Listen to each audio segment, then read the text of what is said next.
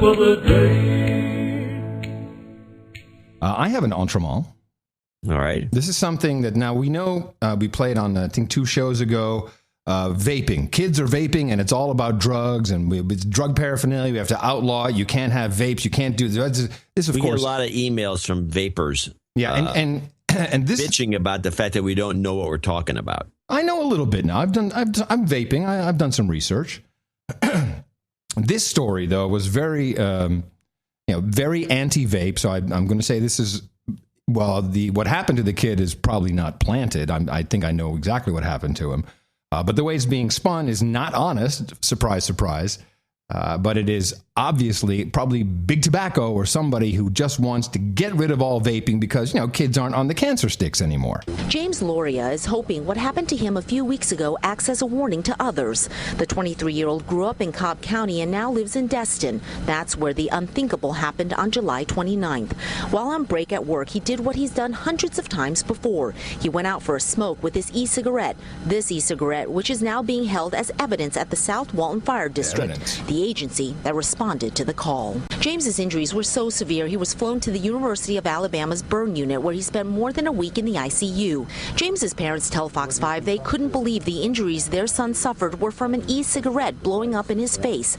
Injuries that include burns to his hand, a fractured finger, a fractured neck, and burns to his cornea. Force of the explosion blew a hole through his palate, and at the same time flamed down burns, first-degree burns on his chest and up on his face. It forced his front tooth up into his gum out of sight and chipped the other one and damaged a few other lower teeth. And so, with the long road of recovery still ahead, this family wants to warn others. If us getting the word out prevents this from happening to even one person, I'd say that we've done a good thing, and I almost feel like it's a responsibility at this point. All right. So, first of all, the worst story ever. Yeah, this is not an e-cigarette. This is not. They show a picture of the blowed up device. What this kid was doing, and you've made note of this, he was using a mechanical mod. Now, mechanical mod is not one of your typical vape devices. It's a completely basic. That's why they call it mechanical. It has a lithium-ion battery in a tube, and it basically short circuits it, and it's sub-ohming. So he was at 0.5 ohm. So this thing burns real hot. But what can happen is, and in fact, I found the story about what really happened to him.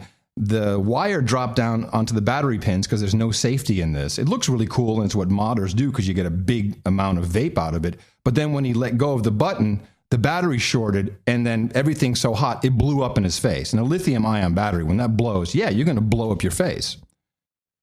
And well, that's what smoking happened. off of a bomb. Yeah. So mechanical mods are not for but no mention of it. They just call it an e-cigarette.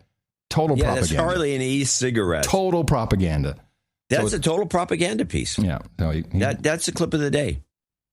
Wow. I didn't expect that. Yeah, I think it is because it's important. The lies. In fact, I'd even remove my clip of the day clip, so I didn't think I was going to get anything. I know. Here I go. Clip of the day. Thank you.